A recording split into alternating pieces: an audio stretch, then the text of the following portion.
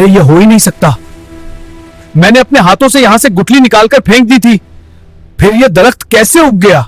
क्या हो जब एक सूखी गुठली सिर्फ एक दिन में खजूर का पूरा दरख्त बन जाए, वो भी तब जब जमीन के अंदर गुठली मौजूद ही ना हो। तो सोचिए उस नबी का मुकाम अल्लाह की नजरों में कैसा होगा। आखिर हुजूर सल्लल्लाहु अलैहि वसल्लम ने उस यहूदी को ऐसा क्या जवाब दिया? यकीन मानिए ये मौजा देखकर आपकी रूह ताजा हो जाएगी। एक मर्तबा का वाकया है। एक यहूदी नबी करीम सल्लल्लाहु अलैहि वसल्लम के पास आया। उसके हाथ में खजूर की एक गुठली थी। उसने शर्त रखते हुए कहा, अगर आप अल्लाह के सच्चे रसूल हैं तो इस गुठली से सिर्फ एक दिन में दरख्त उगा कर दिखाएं और उसमें खजूर भी लगे हों तो मैं मान जाऊंगा। नबी करीम ने उसकी शर्त मान ली। आपने अपने मुबारक हाथों से गुठली को जमीन में दबाया और अल्लाह से दुआ करके चले गए। लेकिन उस यहूदी के दिल में बेचैनी होने लगी। वो सोचने लगा, अगर सच में दरख्त बन गया तो मुझे मुसलमान होना पड़ेगा। यही सोचकर वो शाम के वक्त चुपके से वहां गया और जहां हुजूर ने गुठली दबाई थी उसने वो गुठली निकाली और दूर फेंक दी ताकि न गुठली रहे न दरख्त उगे। मगर जैसे ही सुबह हुई वो यहूदी वहां पहुंचा तो मंजर देखकर उसकी आंखें फटी की फटी रह गईं। वहां खजूर का एक बड़ा दरख्त खड़ा था और उस पर ताजे खजूर भी लगे हुए थे। यहूदी ने हैरत में पड़कर फौरन 2-3 खजूर तोड़े। उन्हें खोलकर देखा मगर वो हैरान रह गया। उन खजूरों के अंदर गुठली मौजूद ही नहीं थी। वो घबराया हुआ भागा भागा नबी करीम की बारगाह में गया और कहने लगा, सब कुछ तो ठीक है, दरख्त भी है, खजूर भी है, मगर इन खजूरों में गुठली क्यों नहीं है? नबी पाक ने मुस्कुराते हुए फरमाया, गुठली कैसे होती? वो तो तुमने शाम को ही निकाल कर फेंक दी थी। ये सुनते ही उस यहूदी का दिल पिघल गया। उसे यकीन हो गया कि इनसे कोई बात छुपी नहीं रह सकती। उसने उसी वक्त कलमा पढ़ा और मुसलमान हो गया। सुभान अल्लाह, क्या बात है हमारे हुजूर सल्लल्लाहु अलैहि वसल्लम की शान की, जिनके हुक्म से बिना बीज के भी दरख्त फल देते हैं। अगर आपके दिल में भी हुजूर सल्लल्लाहु अलैहि वसल्लम के लिए मोहब्बत है तो कमेंट में सुभान अल्लाह जरूर लिखें। इस मौजज़े को अपने तक मत रोकना, इसे शेयर करके सदका जारिया का हिस्सा बने और ऐसे ही ईमान ताज़ा करने वाले वाक़ियात के लिए चैनल को सब्सक्राइब किए बिना हरगिज न जाएं।